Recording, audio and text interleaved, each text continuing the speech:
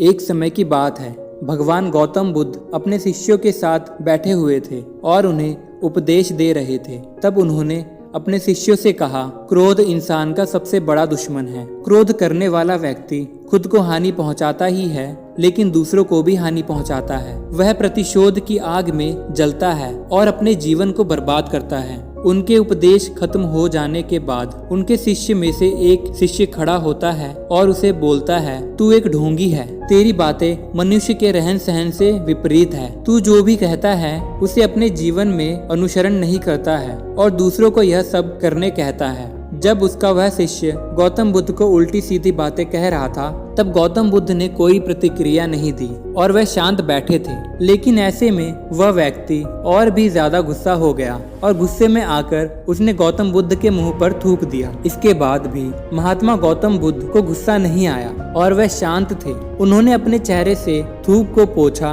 और वह चुपचाप बैठ गए। यह सब देखकर उस शिष्य को समझ नहीं आया कि वह क्या करेंगे। गुस्से में आकर वह उस जगह को छोड़कर चला गया और अगले दिन अपने घर पहुंचा। जैसे ही वह अपने घर पहुंचा, तब तक उसका दिमाग शांत हो चुका था। दिमाग के शांत होते ही उसे इस बात का एहसास हुआ कि उसने कितनी बड़ी गलती की है। उसे पाप हुआ है। वह खुद को मन ही मन कहने लगा, यह मैंने क्या कर दिया? मैंने महात्मा बुद्ध का अपमान किया है।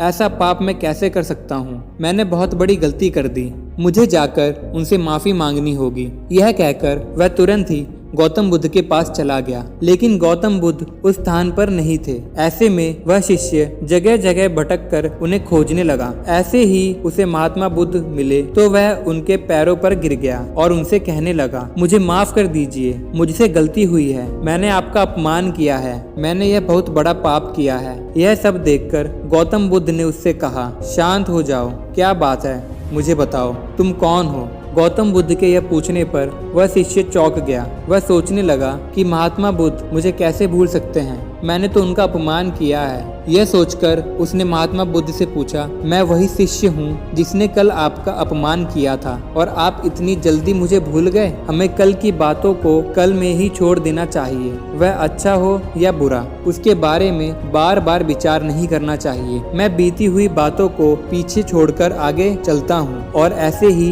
हम सबको भी करना चाहिए, महात्मा बुद्ध ने उस शिष्य से कहा। महात्मा बुद्ध की यह बातें सुनकर वह शिष्य और भी ज्यादा प्रभावित हुआ और उनसे बोला, मैं आज से आपकी हर बातों को माना करूंगा। इस कहानी से हमें यह सीख मिलती है कि क्रोध करना इंसान के लिए सबसे खतरनाक है। यह मनुष्य का सबसे बड़ा दुश्मन है जो उसे बर्बाद कर सकता है। इसीलिए मनुष्य को कभी भी क्रोध नहीं करना चाहिए। इस कहानी से हमें यह भी सीख मिलती है कि बीती हुई बातों को हमें भूलकर आगे बढ़ना चाहिए। अगर कोई मनुष्य अपनी बीती हुई बातों पर ज्यादा ध्यान देता है तो उसका ध्यान पूरी तरह से भूतकाल में लग जाता है और वह इंसान कभी भी आगे बढ़ने की और विचार नहीं कर पाता। इसीलिए हमेशा पुरानी बातों को छोड़कर आगे बढ़ने की सोचें।